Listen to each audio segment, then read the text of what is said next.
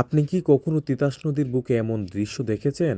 শাহবাজপুরের বুড্ডায় তিতাস নদীর বুকে অনুষ্ঠিত হয়ে গেল জমজমাট এক নৌকা বাইচ।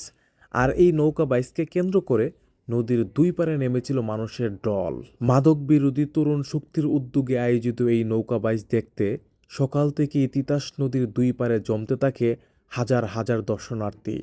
সময় যত গড়িয়েছে মানুষের ভিড় ততই বেড়েছে। একসময় নদীর দুই পার পরিণত হয় মানুষের বিশাল সমাবেশে।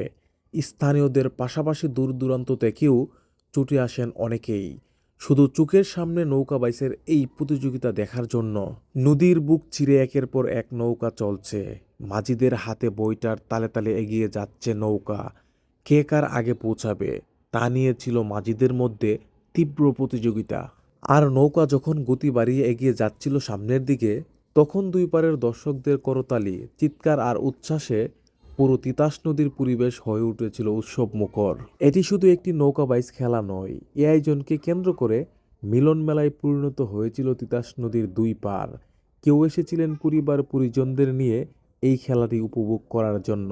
সবচেয়ে ভালো লাগার বিষয় হলো, আধুনিকতার এই সময়ে এসেও আমাদের গ্রাম বাংলার ঐতিহ্যবাহী নৌকা বাইচ এখনও মানুষের মনে একই রকম আনন্দ তৈরি করতে সক্ষম। তিতাস নদীর বুকে নৌকার ছুটে চলা আর দুই পারের মানুষের উচ্ছ্বাস, দৃশ্যটা ছিল সত্যিই চোখে পড়ার মতো।